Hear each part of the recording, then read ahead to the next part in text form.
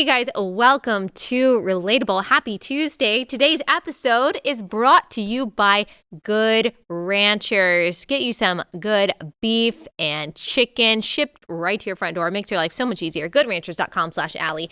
All right, today we are having a fascinating conversation with our friend James Lindsay. He's got a new book out called Race Marxism. We're talking about that, but we're talking about a lot more than that. We are talking about the philosophical, ideological roots of the left wing in this country that we have not discussed before. We've discussed a lot of things, but today what we're analyzing we haven't talked about, and we're talking about a lot of the things going on in the news right now, how that fits in to this ideology, and we're also going to be talking about theology and our differences there. He is an atheist/agnostic, and I, of course, am a Christian, and so it truly is such an interesting discussion. And as I always say, I could talk to him for 6 hours and still not talk about all the things that I want to talk about. He's just such an interesting person. I know you're going to learn a lot from this conversation. I certainly did. So without further ado, here is our friend, James Lindsay.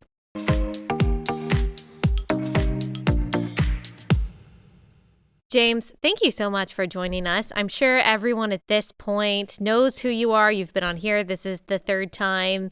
You've been on Rogan 3 times, as we were just talking about. So most people know who you are, but just in case there are a few people who don't, tell us who you are and what you do. Well, I'm James. Yes, that's true. James Lindsay. I write, I do podcasts. I own a company called New Discourses. The podcast is creatively titled the New Discourses Podcast. That's where I put out most of my content now, in addition to, books or whatever. And lately, I guess I'm like a speaker or something, like a phenomenon. Yeah. I'm invited everywhere, all over the country to talk. So I do a lot of that as well. So is that who I am? That's who you are. That's the real me. Yeah. And why do you think that kind of suddenly, over the past year, I would say especially, even though your rise has been steady for a while, why do you think over the past year you have come in such high demand? I got lucky enough to study something that's happening to everybody, that people are increasingly noticing is happening to everybody. And people are hungry for the truth. And I don't hedge when I talk about it. I just say what I think. And because it's such a strange situation, just there's hunger, real hunger for the truth. Yeah. And I think that's really what it is. I say what I think. I take it seriously. I don't come out and just say, oh, the left this, the woke that. I go read their materials and I say, this is what they say. This is what they mean by that. This is why this is important. And they aren't fooling around. They mean what they say. Yeah. They say we want a revolution. Well, they want one. Yeah. I think that your expertise is taking us back to the roots of the things that we hear about today that most people assume are just new.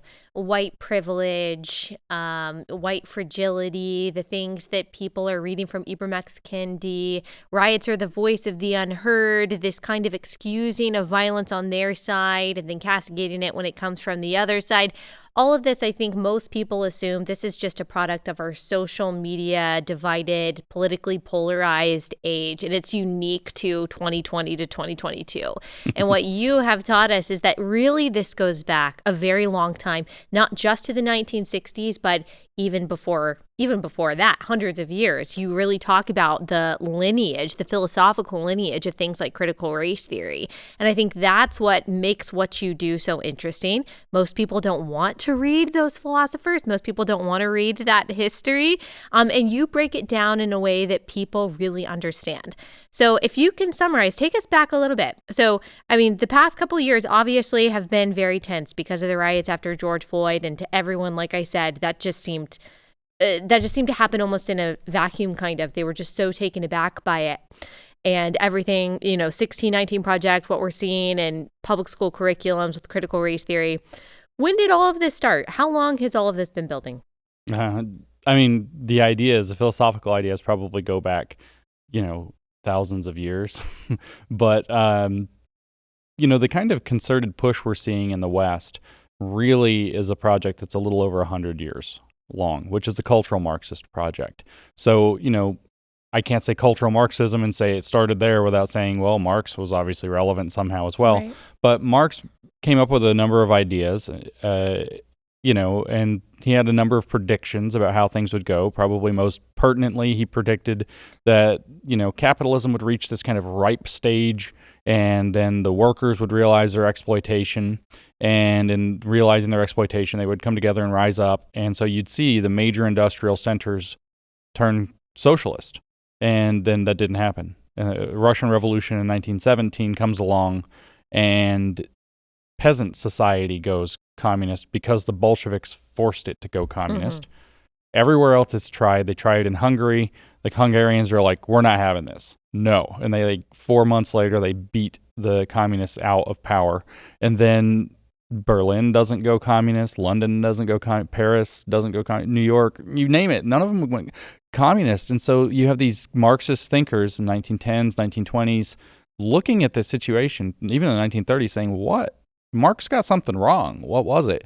And they said, well, we got to look at the cultural side of things. We got to look at a cultural economy, because the cultural economy is somehow propping up the material economy. And so a whole new branch of Marxist thought came into being that really focused on the way that cultural institutions create kind of a force field that keeps out revolutionary change. And over the course of the 30s and 40s, the so-called Frankfurt School Institute for Social Research, which, by the way, was originally going to be named the Institute for Marxism, but I guess they thought it was a little too on the nose. Too on the nose, yeah. And so they backed off and called it the Institute for Social Research, as they do. They hide everything they do in lies. That's so true. Tricky language. And so it comes along, and it's looking at the situation. It says, well, the working class has had a bunch of labor reforms, and they're happy.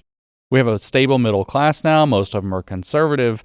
They're, in fact, counter-revolutionary. Even when they're not conservative, they just want to go to work, earn a fair, reasonable living in a reasonably safe working environment, and buy their Corvette and wash it on Saturday and enjoy their little, their little neighborhood house and their barbecues, and maybe they play golf a couple times a month or whatever it is they like to do.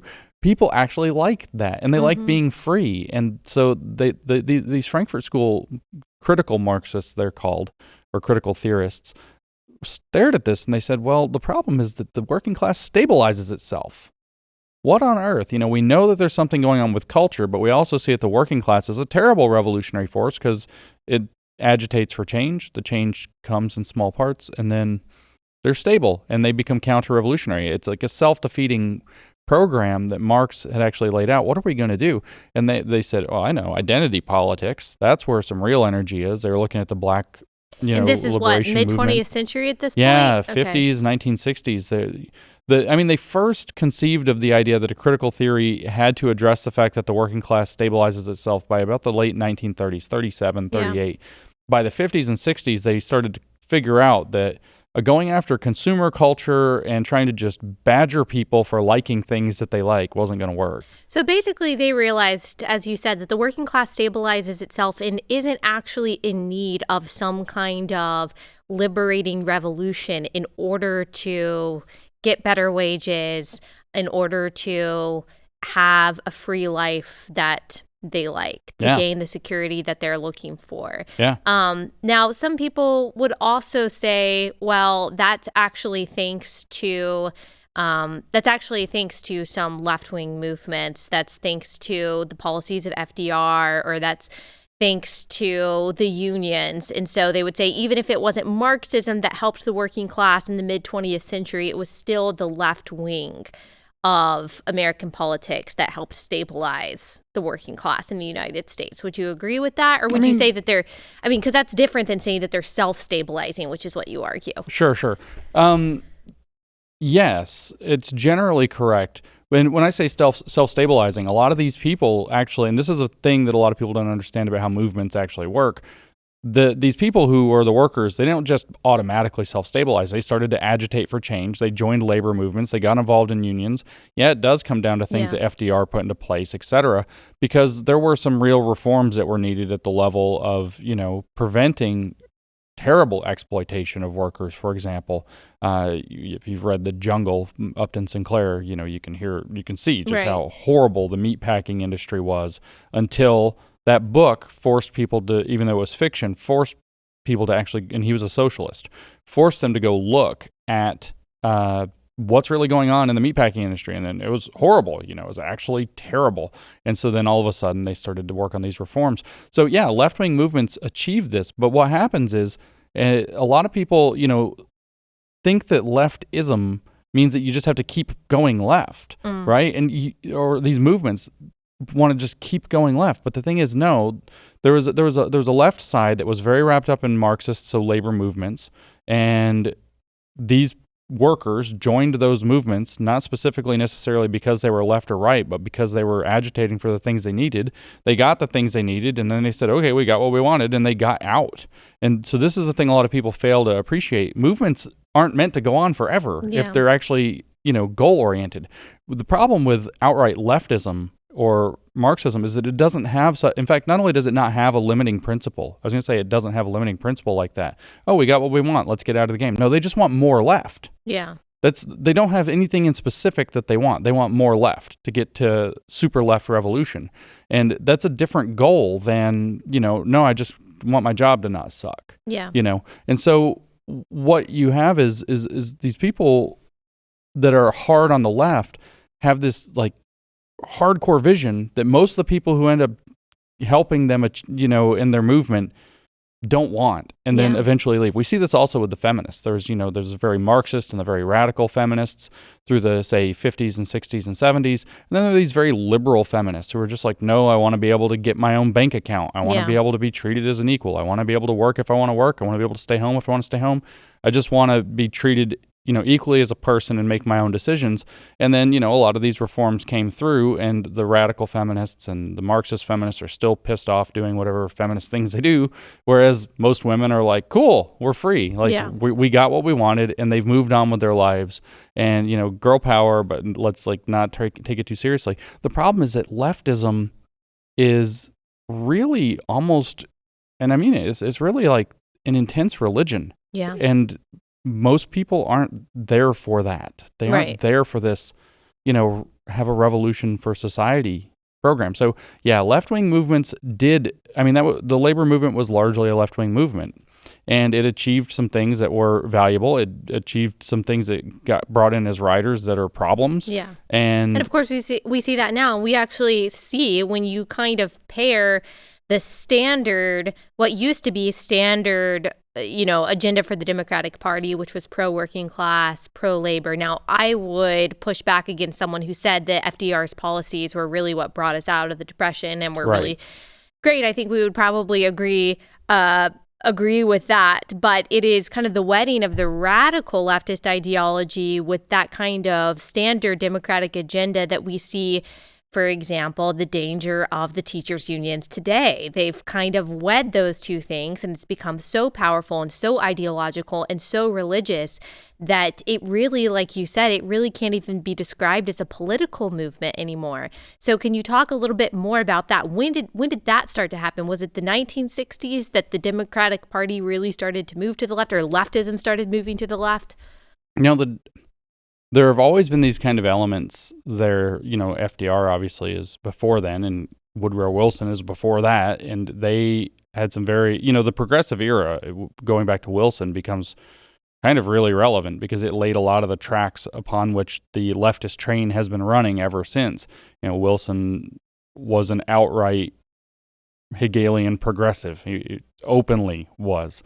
And we see all kinds of changes that kind of got swept in during his era. So, we could go all the way back there to, that's when, for example, since you brought up the NEA or the teachers unions, that's when compulsory public education became a thing in the United States. And so in the space in which that occurred, immediately progressive reformers, as they're called, or social reformers or school reformers, came in. John Dewey and was it something Thorndike, Marshall Thorndike, something like this, get involved immediately, in the kind of school reform movement. And all of a sudden there's this attempt to start twisting, and these guys are straight out of the Communist Party or connected straight to the Communist Party USA. There's this attempt to start kind of worming this stuff in. So what you have to understand, like with the Democratic Party, et cetera, is that Marxism, it sounds so bad to say this, I don't want to give off some like demagogue vibes, but the function of it is actually very parasitical. And so I'm not saying that Marxists are parasites, but it's very parasitical in its approach. It looks for some opening, whether that's going to be this kind of compulsory public education, and then it kind of starts worming its way in and changing the policy slowly from within, creating what Antonio Gramsci referred to as a counter-hegemony from within. That's that cultural Marxist turn. And you see this with the teachers' unions as well. The teachers' unions have had this kind of colored history back and forth as long as this has been going, where sometimes they're a little bit less crazy and sometimes they're a little bit more crazy. In the 70s, at the very beginning of the 70s, they were getting latched onto the whole kind of what we would recognize as like white fragility thing. It wasn't called white fragility then, it was white awareness.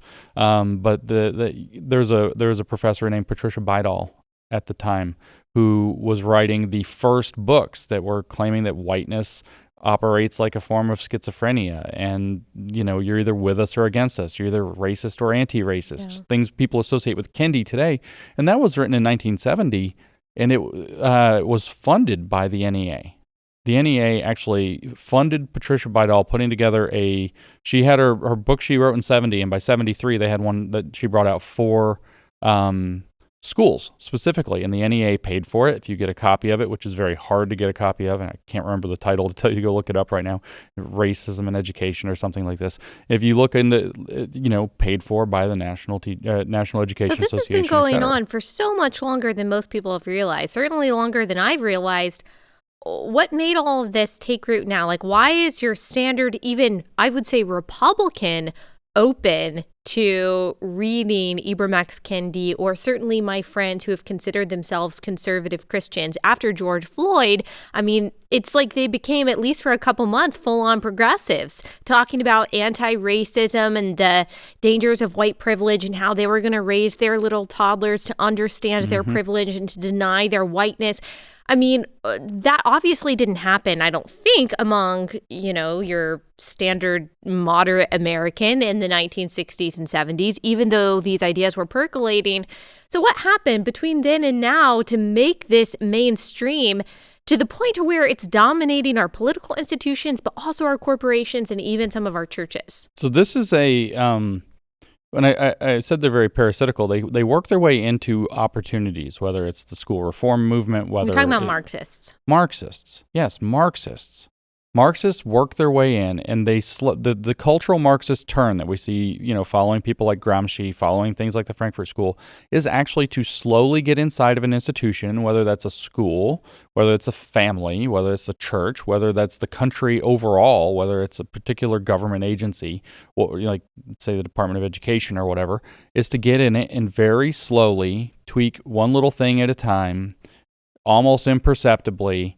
The goal, like if it was, if you have a tick, you don't feel the tick. It can crawl up your leg and you don't even feel it on you. It can bite you. You don't even feel it. It's got, techniques and poisons or whatever it is that make it do that. They actually are very subtle like that. There's an old saying, there's another group called the Fabian Socialists, which you maybe have heard of, founded in 1844. Probably the reason, by the way, that George Orwell called his book 1984, because a century of the Fabians. But one of their emblems was a turtle, and it says, something like to build up slowly and then hit hard all at once. And so they've slowly demoralized, slowly watered down, slowly poisoned the way that we look at things. They've slowly caused people over the course of 50 years at least to question that Americans can feel proud to just say, yeah, America is good. It's like even you'll find a lot of people will say even that they feel a little cringe to say something like that. And that little bit of cringe, it's that little bit of poison has worked its way in so thoroughly. And then through the political correctness movements that they've done with language, they've slowly tailored it to where there are these rules about how you have to speak about things. You can't say this, you can't say that. You have to try to find a polite way to say things. You've always got to stay respectable or we're going to pounce on you very vigorously, with the media that you said something very coarse. and we're going to tie you to racism, and we're going to tie you to sexism, we're going to tie you to exploitation. And it's not even really just respectable. I mean, that's what they want you to think that political correctness is, but it is actually sometimes a denial of reality, like when it comes to using particular pronouns. They say that that's just respectful. You'll just be respectful. But obviously, it is a denial of that which is actually true. But I think it starts with people just saying, well, I'm just being kind. I'm just being polite. I'm just being respectful. And no one wants to be a jerk. No one wants to purposely be a jerk. But then it gets to the point where we are now, to where if I do not call a man who is obviously a man, a she, and a woman, then that's not being respectful. And actually, they bring it to the point of where if you misgender, as they say, someone, if you don't call this man a woman, then you are perpetuating suicide. You're killing these people. Yeah, of course. Of course, they tie it to these really horrible things. You can either have a trans kid or a dead kid. They put these horrible, false dichotomies on you and associate with the worst kind of evil. Before this, it was fascism. If you didn't do what they said, they would call you a fascist. Okay, quick break from that conversation to tell you once again about our friends at Good Ranchers. If you have been looking for a way to make your life easier when it comes to making dinner, maybe you're actually starting to meal prep, you are making good on that resolution that you made this year, you need Good Ranchers. So you have at least one part of your meal taken care of. They've got craft beef, better than organic chicken, all from exclusively American farms. 80% of the beef that you're getting from the grocery store is actually imported from overseas. So if you care about supporting American farms, you should buy from Good Ranchers. They are a wonderful company, American company, salt of the earth, Christian people. They share your value. So you can just feel really good about this purchase. Makes your life easier. Ships right to your front door on dry ice, individually wrapped, vacuum sealed. We love Good Ranchers. We ate some ribeye last night with some sweet potatoes. Super good. Highly recommend it. Plus, if you go to goodranchers.com/Allie, you get $150 value, 40 free chicken breasts. That is an amazing, amazing deal. 40 free chicken breasts, $150 value. Just go to goodranchers.com/Allie or use code Allie at checkout. That's goodranchers.com/Allie.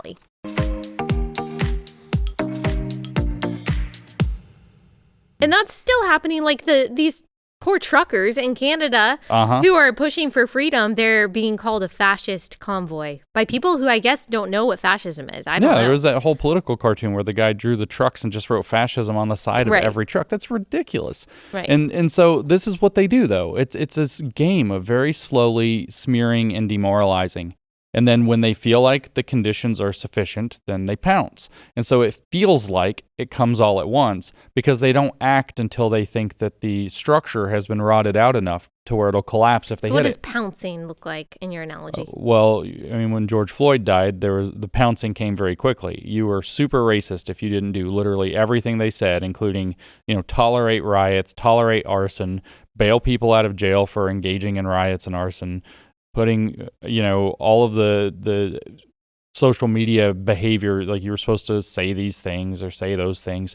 And if you didn't say those things, somebody in your family would probably text you and say, you're not being compassionate enough, and something would get twisted on you, and you have to give money. We're going to make lists at your at your job. We're going to have diversity, offices everywhere. Remember after George Floyd died, how quickly this crazy boilerplate that was virtually identical appeared in literally every university, every corporate board out of nowhere. They pounced. Yeah. Those materials were largely prepared in advance for such a moment and then disseminated very quickly. By who? By these big foundations that produce this stuff kind of endlessly waiting for their moment. And so all of a sudden, they had assessed that there was enough dry tinder on the ground. George Floyd died and the spark dropped, and they, now it's like fan the flames as wide as possible. And to people who would say, though, and I guess this will get into your to your book, who would say, well, what's wrong with that? George Floyd, that incident really happened. That really was terrible. It really was emblematic of, systemic racism and white supremacy in the United States. So what's wrong with these corporations taking a stand against racism and committing to diversity? Isn't that completely innocuous? Why are you against diversity, James?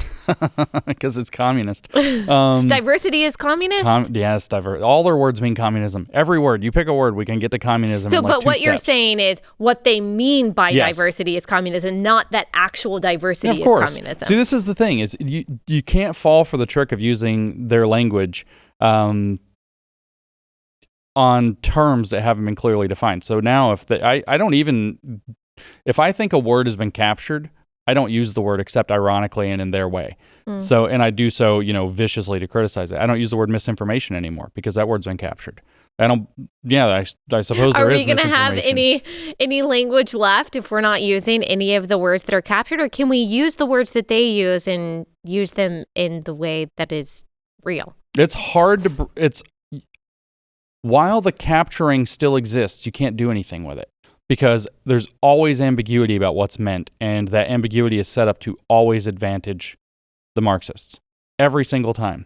So why am I against diversity? Because what diversity means is somebody who has the critical consciousness, the awakened consciousness of the way that the structural forces of society, whether it's systemic racism or whatever that they believe structure society, that those systemic forces have created a unique set of character. They call it the unique voice of color, as a matter of fact. And so diversity means that you are awakened to saying what, say, critical race theory says you're supposed to say about being whatever race you are. So if you're white, that means there's no positive white identity. If you're black, that means that you're politically black, as Nicole Hannah-Jones had it. Or if you want, like Ayanna Pressley said, we don't want any more black and brown faces who don't want to be black and brown voices. What's she talking about? She's talking about that you are somebody who speaks the politics that's supposed to be for that identity, and supposed to be is defined by being a critical race theorist because they believe that everything is structurally determined. Yeah. And so what does that make a diversity person? Well, in Ibram Kendi's exact words, a formally trained expert on racism. In other words, a critical race theorist. In other words, in older language, a commissar. Because his definition of racism is not prejudice against someone because of their skin color. No. It is any policy. I think, how did he define racism? That one time it was like racism is racism and a racist racist. Right. That's right. It's racism is racism when it's racist by a racist. That's really what it comes down to. He said that it was when you have racist outcomes determined by racist policy put in place by racist people. Well, only by white people. He doesn't believe that a black or brown person can be racist, No, I don't know, because Larry Elder ran for governor, and the LA Times said that he was the black face of white supremacy. Yeah. And then Dave Chappelle made jokes about trans people on his special, and they said that he used his white privilege to make those jokes. But that actually goes exactly to the point that you are making, that those people, I think that they would say that, I think that they would say those two things at the same time. I think that Ibram X. Kendi would say a black or brown person, maybe, he would say, can't actually be racist because racism is prejudice plus power and only white people have power. That whole thing. But at the same time, they would say that someone like Larry Elder isn't actually black. So because Larry Elder isn't actually black, he's actually white. He's functionally white. Yeah, because he's structurally he can be white. Racist. Yeah. And so it sounds crazy, but decoding what they're saying, it does kind of make sense in some kind of convoluted way. Since you brought up the privilege plus power, prejudice plus power definition, by the way, that also was Patricia Bidall, the woman who was funded by the NEA in 1970. She came up with that. And the ADL, is it the ADL that just came out with a new definition of racism, the Anti-Defamation League? Yeah. It was prejudice against someone because of his skin color. Now it is like a system of oppression against people of color only by white people. Yeah, exactly. If you actually look up the definition of race used by critical race theory, it says that it's, a characterization created by white people originally from Europe that holds themselves up as the archetype of humanity, so that the white race, so that they can oppress other people. That's their definition of race. It's all like that. They have all these self-serving definitions that you don't know are happening. I say it all the time on Twitter. Communists share your vocabulary, but they don't share your dictionary. Yeah. They have completely different meanings. So back to your other question, though, why does it matter if corporations see the George Floyd incident and want to do that? It doesn't. What's weird is when all of them are doing it all at the same time with almost like copy pasta boilerplate, and then every university is saying the same thing and the government is saying the same thing. It is nothing natural is happening when myriad people across all kinds of walks of life are all saying and doing exactly the same thing. And this kind of weird, like if we took some of that boilerplate and read it in a chant, everybody would recognize this is a cult. This is really weird. But when you read it as it is, you realize this doesn't say anything really, except there are these key words now: commit to equity, yada, yada, yada, which by the way also means socialism. Yeah. And so what's weird is that there was no diversity whatsoever in the response to this. There was no critical thought allowed. And if anybody attempted to, it either got drowned off media, or you got bullied, or people got screamed at, fists in their face, screaming at. There's that iconic image of the young woman who supported Black Lives Matter, by the way, sitting at a table. But she was like, I just don't want to raise my fist because you're making me. And they freaked out on her. This was what you said. What does it look like when they pounce? They pounced. Everything had to be that from every direction, everywhere, all at once. And that was sustained for as long as they could sustain it. And it was totally justified and defended, even by people that I know and respect. They, at the very least, so after the George Floyd thing happened, lots of, I'm very in, Christian white woman Instagram world. I see it. I see how they react to things. And even the ones who would say, they would definitely say, because I don't think that they are, they would say, I'm not a Marxist. Are you kidding me? I don't believe in Marxism. I don't believe in communism. I'm conservative like you. But they'll post the black square. They'll talk about anti-racism. They'll repost a story about Border Patrol agents whipping migrants. They'll always go with the left-wing narrative of something, especially when it comes to race, because they have white guilt themselves, but they'll say they're conservative. They'll say they're conservative evangelical and they're not progressive Christians and whatever, but they will never post the other side of the story while still just, defending themselves as completely apolitical and completely neutral. But they would call someone like me on the conservative side.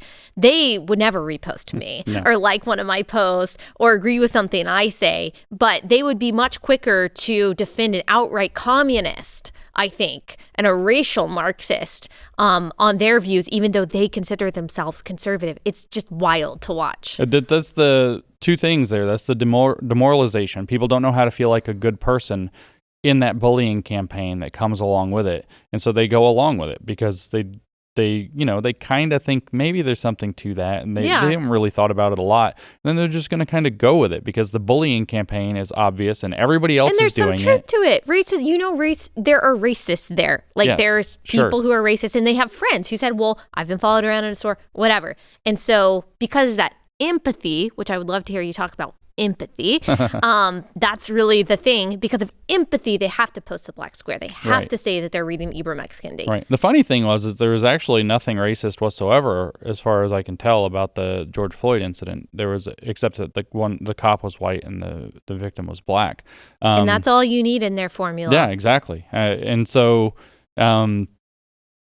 who's projecting racism into the situation it becomes a question at that point. But yeah, the weaponized empathy, lack of understanding what words mean because they've been made ambiguous. They mean multiple things at multiple times, depending on, who's using them and for what purposes. But with empathy, a lot of people get their heart out in front of their head. We need a heart. We need to have that care. But, everybody could think of kind of an example of somebody who just kind of, comical kind of television sort of scene where somebody's trying to help and they're flailing around trying to help and they're doing all the wrong things because all they want to do is help, but they don't actually know how to help, or they haven't taken time to slow down and assess the situation and do something that's appropriate for the situation. So there's this kind of, very emotionally driven empathy. And then which is very instinctual and it happens very fast and you feel like, something must be done. I have to care, and it's so important, or maybe I just do care. But then there's kind of head-driven empathy. which is kind of goal-driven or results-oriented empathy. Like something maybe is wrong. I don't know. Maybe something is wrong in the country with policing. I am suspicious. This has been a hard-driven narrative by Marxist organizations for a while, so I'm suspicious of the facts, but we should take a look. And we should start saying, well, if there is this kind of pervasive problem, what does it actually look like? What do the data say? What are real solutions? How do we kind of A/B test potential solutions and see what the outcomes are and start picking solutions that work to whatever problem may actually be? How do you start to bridge the gap of lack of trust between these kind of inner city, predominantly black communities or neighborhoods and the police who feel like they have to police them in particular ways, particularly harder? And maybe is there racism there, and what can be done to bridge that trust? These are things that, kind of goal-oriented, thoughtful empathy. Like, I care about this issue and I want it resolved. Not, I care about this issue and somebody said this is the thing to do, so I have to do this. Okay, another break to tell you guys about Patriot Mobile. This sponsor is awesome. They sponsor all kinds of conservative events and conservative podcasts, and we really love this advertiser because they don't just talk the talk, they walk the walk. This is a Christian conservative cell phone provider, America's only one. So when you use them as your provider, you can feel really good about where your money is going. These big cell phone providers, very often they take our money, they turn around and they give it to organizations that we don't believe in, that are espousing values that we don't believe in. And that is not the case with Patriot Mobile. You can trust that your money is going to a company that is supporting the values and the organizations that you believe in. They have plans to fit any budget, and their 100% US-based customer support team provides exceptional customer support. More importantly, Patriot Mobile shares your values and supports organizations fighting for religious freedom, constitutional rights, sanctity of life, and our veteran and first responder heroes. Go to patriotmobile.com/Allie. You can get free activation with the offer code Allie. First responders and veterans save even more. So make the switch today. That's patriotmobile.com/Allie or call 972-PATRIOT, patriotmobile.com/Allie. Yeah, and it reminds me of something that, and we actually haven't talked about critical race theory in a little bit. We kind of took a little bit of a break because we were talking about it so much, but something that we say a lot is by Thomas Sowell that disparities in themselves are not proof of discrimination. Right. And I think that's where this empathy piece comes in for people, that you see these gaps. This is what people on the left do, by the way. It's a little bit of a rhetorical trick. They say, well, why are black people, being shot by the police at a higher rate than white people? Or why are they less likely to graduate from high school? Why are they on average poorer than white? Or they probably won't even mention Asian. They'll just say than white Americans. And so you look at all of these gaps, and then someone fills in those gaps by saying, well, those gaps can only be because of discrimination. Right. And if you're on the other side of that, especially if you're a white person, you don't want to argue with a black person who says that those gaps, those disparities are because of discrimination, especially when they say they do this trick too. And this has happened to me. Because I've said, well, disparities aren't proof of discrimination. There could be so many other factors that are playing in there. They'll say, oh, so it's our fault. So you're saying it's some innate characteristic that's causing these disparities. And actually, Thomas Sowell debunked that back in the 1980s. And so it's a conversation that's been going on for a long time. But you could see how your average person, especially your average white person who wants to be empathetic, when you hear from a black person, well, these are the reasons for the disparities, you don't want to argue against that and say, well, what does the data say? Is that really true that it's because of discrimination? Then you really seem like a bigot and a racist, and no one wants to be that. Well, you seem like you're uncaring. And then exactly. That gets transformed into bigotry and racism. These manipulations are extremely subtle. Like, a lot of the people that are doing the manipulations don't even necessarily know that they're engaging in what boils down to a moral extortion racket, which is what that's such a good way to put it. That was a moral extortion racket being put on you. You say there's a problem. You think, you've offered there. So we'll take for granted that the problem is real and exists. maybe it does, maybe it doesn't. But let's take for granted that it does. And then you've offered an interpretation of that problem. And you don't have to actually deny the problem to deny the interpretation. Exactly. And so we're often wrong. Our interpretations of what's going on are frequently wrong.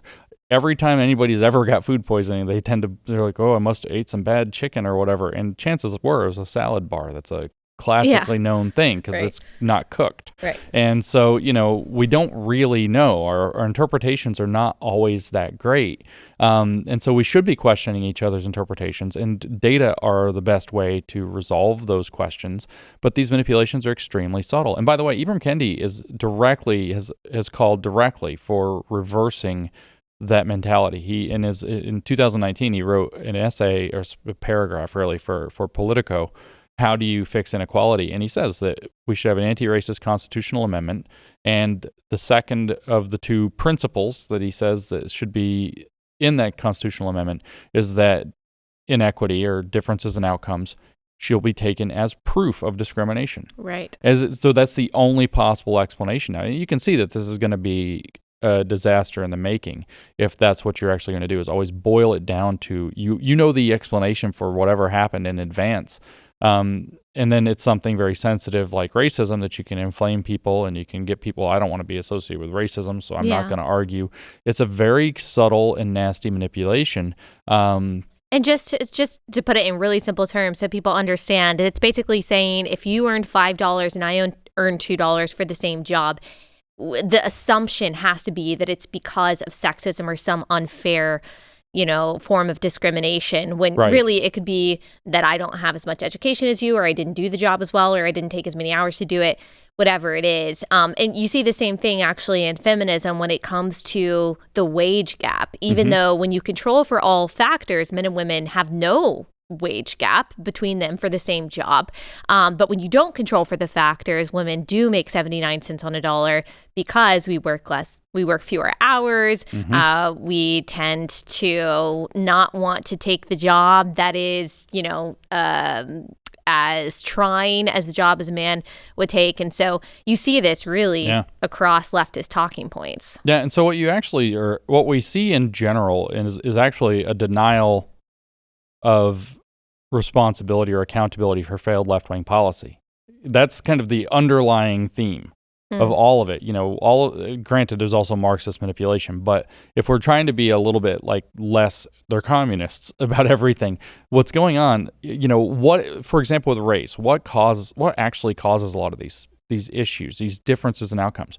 Well, the data actually are not equivocal on this. It's not totally 100% of the explanation, but a huge proportion, and I don't know the statistic, but a very large proportion of it comes down to, do you have a stable two-parent household in a stable neighborhood?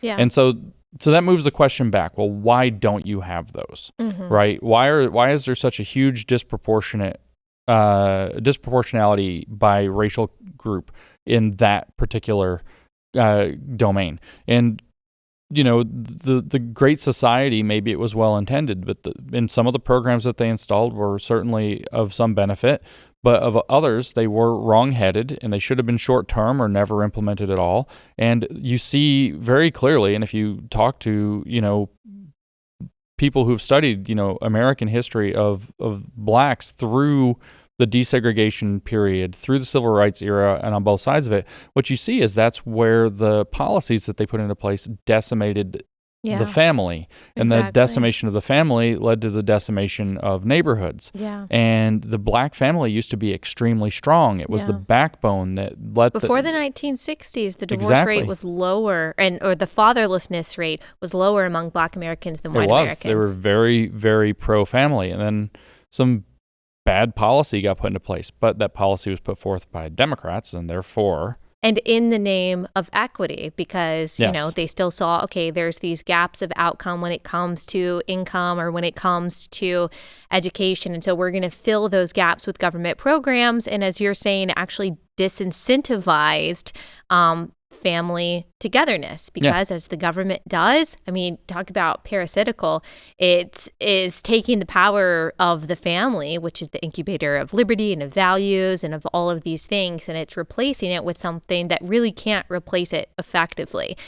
And one thing that also people don't really point out, if you're looking at the fatherlessness rate among Black Americans and white Americans starting in like the 1940s to today, even though starting in the 1960s, the Black fatherlessness rate went up at a faster rate than the white fatherlessness rate, both went up starting in the 1960s. So because like you said, fatherlessness, we know, is one reason for teen delinquency and a lot of different things that are plaguing any community that has rampant fatherlessness.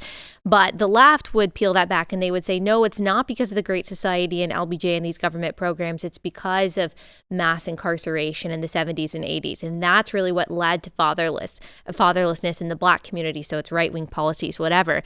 But again, if that's the case for Black Americans, then what is the reason behind white fatherlessness also increasing at a very quick rate starting in the 1960s? But they never want to meddle with those kinds of inconvenient facts. Well, they don't want to bring up the fact that the answer to the question is the F word, feminism. The feminism.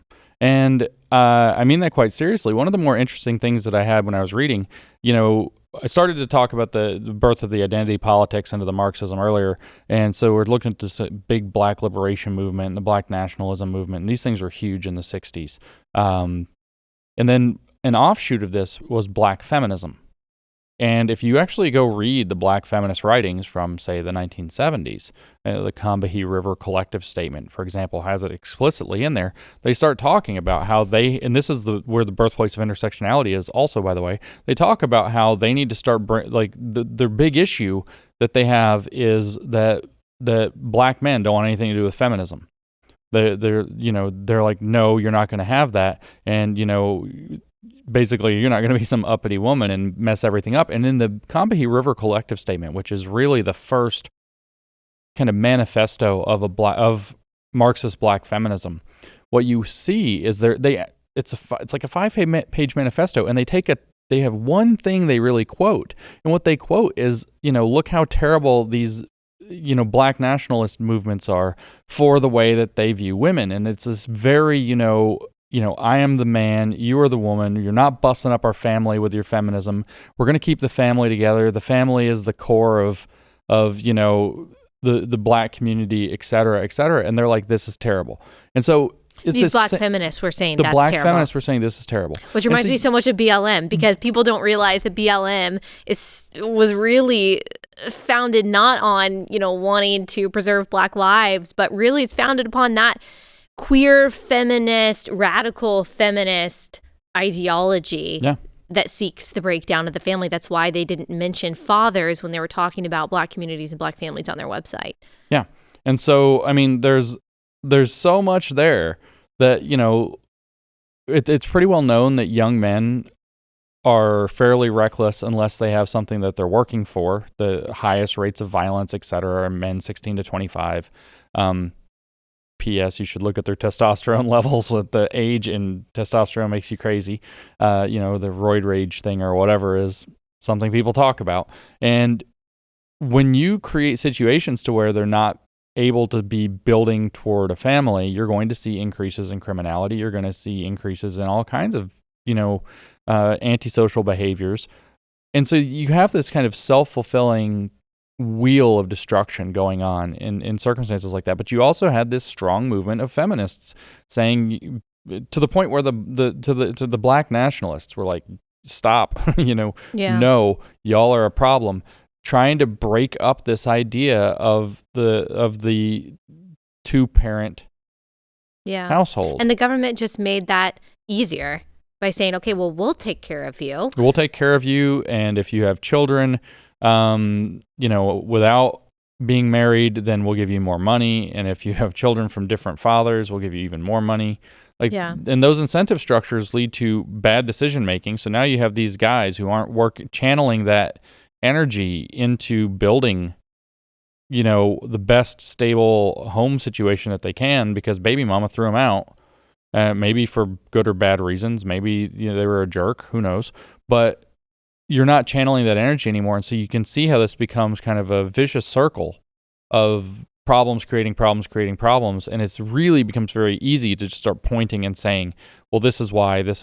But the degradation of the family is really at the heart of, and whether or not there were any right-wing policies that were proactively picking up, say, black men to continue racism in the post-segregation era and after the Civil Rights Movement, regardless of whether or not that's happening, there's also a concerted left-wing effort to degrade the family that's stretching back 100 years that's coming to fruition through the various identity politics angles of Marxism that became prominent in the 1960s. Yeah, and that'll hurt any community, no matter the skin color. And as I said, you saw that among white families too, the rate of fatherlessness really hiking up from the 1960s onward. And so if you're going to say that fatherlessness in the black community is only due to racism, well, you're also going to have to answer for why white fatherlessness rate, the white fatherlessness rate is also up.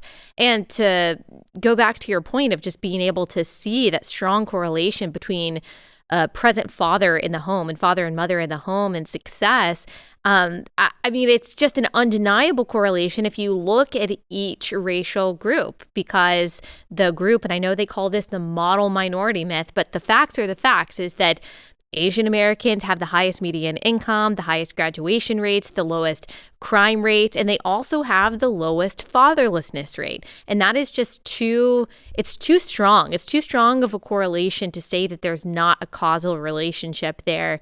And to speak to your point about, every leftist narrative just trying to cover up for the failures of democratic policies, when you talk about that, all they do is they point to right-wing policy, which, like you said, I'm not saying that that's not a problem, but that's all they do. And they also deny, or they just ignore the fact that a lot of these communities, these predominantly black and brown communities that they say are just oppressed by white supremacists, have actually been run not just by Democrats, but black Democrats for decades. And still, they somehow point to the white evangelical Trump supporter as the source of the issues in these cities and communities. I mean, we're seeing the same thing in the Canadian trucker convoy right now too, of course, right? It's obviously the stupid vaccine mandate policies are what moved the truckers to start doing what they're doing. And then there's this whole weird left-wing movement where they're trying to support the so-called real truckers who are still delivering goods and doing their regular job and who have, basically stayed in their lane, quite literally, as far as truckers go. And so now it can't possibly be the fact that there are these tyrannical policies that many people hate and we seem to have almost no political recourse against. We petition, we beg, we ask, the news won't even cover it, the politicians just ignore it. You say, we don't want to do these mandates, people try to do things against the mandates, and they're like, more mandates for you then, until everybody comes along. And it's been very tyrannical. And so it can't possibly be the policy that's causing the problem, is that the truckers are fascists. So it's like they have absolutely no capacity to accept accountability for the fact that, I'm not even of the mindset that all left-wing policy is necessarily bad. The right, if it has all of its way all of the time, tends to get stagnant. Yeah. And you need some movement a little bit. But at the same time, if you're absolutely unwilling to take any responsibility for your failures and to correct for those, you're on a collision course with disaster. Yeah. And the thing is that and I'm not talking about liberal versus conservative, because there's that third category, leftists. Leftists are literally completely convinced leftism never fails. People just fail leftism. And that's a cult mentality that's the destructive. Whole communism has never been tried mentality. Yeah, real communism has never been tried because, it got co-opted by the state and became state capitalism, which is a kind of fascism, which is ultimately right-wing or, whatever. Yeah. It's always that.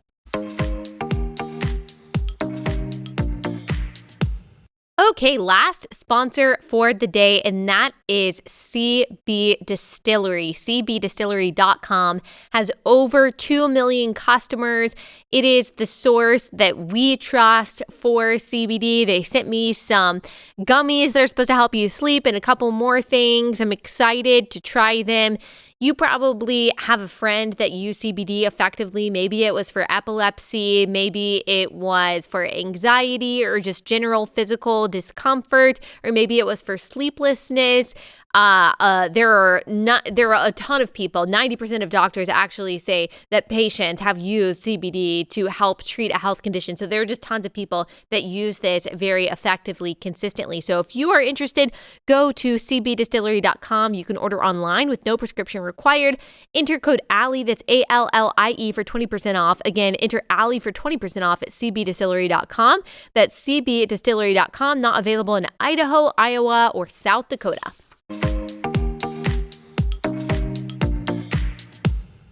And you said something earlier that seems to be true, is that the goal of progressivism should not be to continue to go to the left. If the goals really are what they say that they are, to help the working class, to help the traditionally marginalized person, I think most people are on board with that. I disagree with what you say, person on the left. What you say is the cause of the problems, and therefore I disagree with your proposed solutions. But if the goal is to actually help people and lift people up, I think there are a lot of conservatives that are also interested in that. The problem is that we want to listen to people like Ibram X. Kendi instead of someone like Walter Williams or Thomas Sowell, who have really been talking about economic solutions to the disparities that are between Black Americans and white Americans. No one is saying that that's a great thing. Like, no one is saying that it's great that Black Americans have a lower median income than white Americans. I'm just saying if we're just going to blame that on some intangible idea of white supremacy, and your solution, Ibram X. Kendi, is to not hire white people or to somehow discriminate against white people, which is exactly what his proposed solution is, well, then I'm not on board with that. And you're actually just going to get in some kind of gridlock because, okay, then I guess you don't want to talk solutions and we're just going to stay as we are. And I don't think that's a good thing, but I don't know what else to do because I can't agree with their premise. Right. Well, their premises are bad all the way down. If you read, for example, Paulo Freire, he's a Brazilian Marxist educator. He's dead now, but he was very influential. He, in fact, is the most influential figure in terms of what our education system does today. If you read him, he talks in his book, Pedagogy of the Oppressed, he talks about trying to reach the peasants and teach them about their dependency. Right. And at no point does he say, the path out of dependency is to teach these people responsibility. Teach them how to be, like, maybe they actually are naive. Maybe they actually do have beliefs that keep them, down. Oh, this is just the way it is for us. We're peasants, and they're very self-defeating. And he talks about that. Maybe they really do have these, but he doesn't teach people to take responsibility. He doesn't teach that at all. In fact, he says instead that you have to teach that the source of their dependency is the system itself and that they need to band together in solidarity to overthrow the entire system. And so you can see this mentality, whether it's in white Appalachia, whether it's in, right, kind of the black ghetto in the cities or whatever, and you see it in Freire. And the idea is that if you were to teach the peasants responsibility, or if you were to teach the oppressed to take responsibility for their lives, teach them to read, teach them whatever it happens to be able to lift themselves out of their dependency, then what would happen is some of them would succeed and some of them wouldn't. And those people would therefore become part of the problem. They would actually have abandoned the neighborhood, left the peasants off even worse, and have become part of the problem that's oppressing them in the first place. But in today's terms, they would have become white, as the racial Marxists would say, correct, unfortunately. Yeah, because whiteness is the scapegoated cultural property. So they would be white or white adjacent, right, or that they are seeking white reward or, something of this kind. And so, yeah, but it's always that there's some overarching structural system, because it's Marxist, that's actually the organizing principle of society. And what you have to do is teach people that they are made dependent or made oppressed by that system, and that their only legitimate option is actually to band together inside their oppression and dependency and negativity and have a revolution to overthrow the whole system, because it's ultimately a Marxist approach. And that's the trap that they're in. When you say, I disagree with your diagnosis of the problem and therefore I disagree with your prescription of the medicine, that's why, because that's the way they think about the world, is that it's not any individual person's fault or even any individual person's responsibility.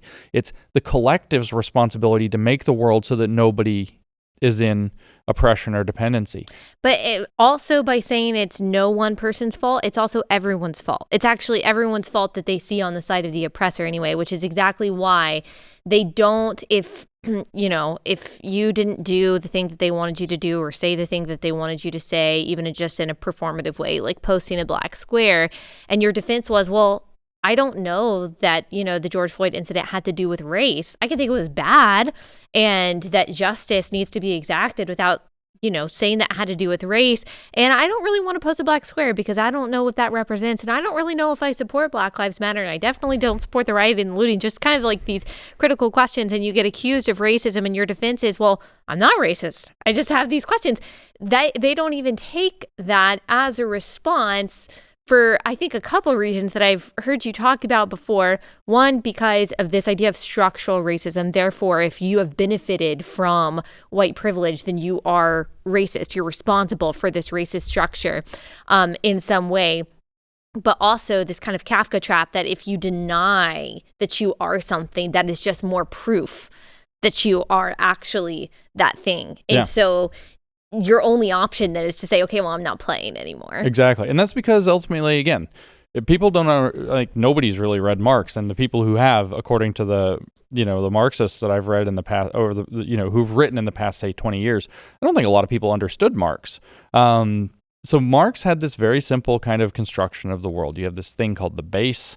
Later in the structural framing, it got called the infrastructure. That's your productive workers. It's also where nature is. It's where all the stuff's happening. But all of your productive working class is the base. That's what actually builds society. Society is made out of that. And then you have all these people who do things like what we're doing. We're talking. We don't do real work. We talk. We write books. We're lawyers. We mediate people's problems. We're priests or pastors, and we just shepherd people through spirituality. That's their opiate of their masses or whatever. These aren't real jobs. They don't produce any real tangible stuff. So in a sense, Marxists see that as a grift. But what Marx called all of that is the superstructure of society, and that's where the real organization of society kind of gets its kind of basis. And everybody who's involved in the superstructure is also known as an ideologist. An ideology is this bunch of excuses the people who get to work in the superstructure give for why they get to be in the superstructure.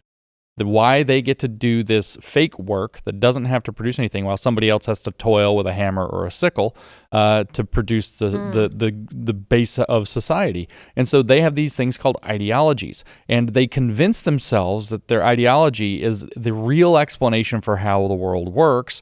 And so they therefore are trapped into thinking, well, this is how it's supposed to be. I've earned my way here. I went to school longer. Meritocracy, I did the right stuff. I sacrificed. I worked my way up, and you could too if you wanted to. But what you have is that those two things are held in this relationship, in tension with one another, and they're creating the structure of society that organizes how society works, and it therefore conditions how everybody thinks, depending on where you are positionally, as they would say in intersectionality, against that structure of power. Where are you relationally to being part of the either cultural or material production base? Where are you in terms of the ideology? And one of the features of the ideology is that you think that you don't have an ideology. That's the magic sauce of the ideology. You can't see it, but you are being conditioned by these structural forces that are ultimately what Marx called the social relations produced by the relationship between the infrastructure and superstructure. And this is a dialectical relationship, so that's what dialectical materialism is all about. So you are conditioned by that. That determines who you are. It determines your character. So with critical race theory, whiteness becomes the property. White supremacy becomes the structure that justifies, it's the ideology, I should say, that justifies why some people get access to whiteness and why other people don't. And then systemic racism becomes the structure that shapes all of society, conditions everything.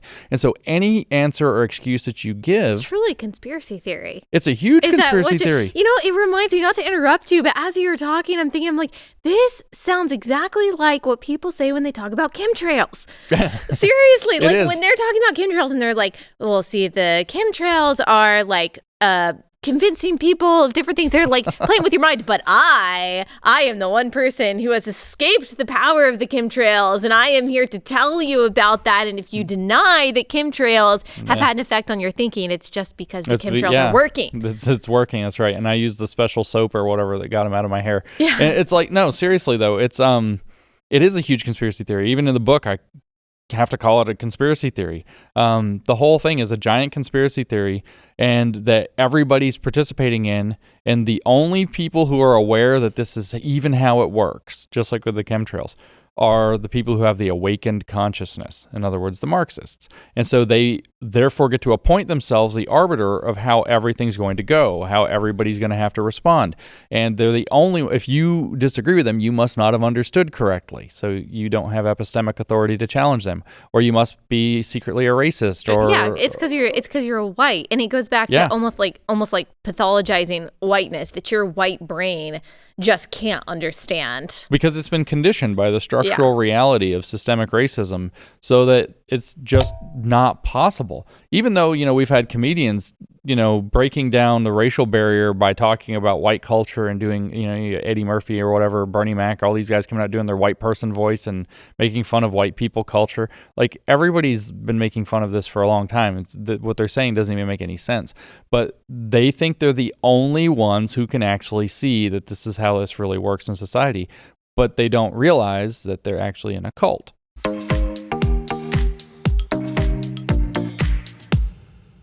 Okay, guys, that was just part one of that conversation. We had to cut it short, split it into two parts, because it was really, it was long, and we just felt like, you needed some time to chew on this and to think about the things that he was saying, because there's just so much to unpack. The second part of this conversation, we're going to talk about our differences in theology, why Christianity is so important to the moral foundation of lawmaking in the West. And so there are more fascinating parts to this conversation to come. So stay tuned on that. I'll see you guys then.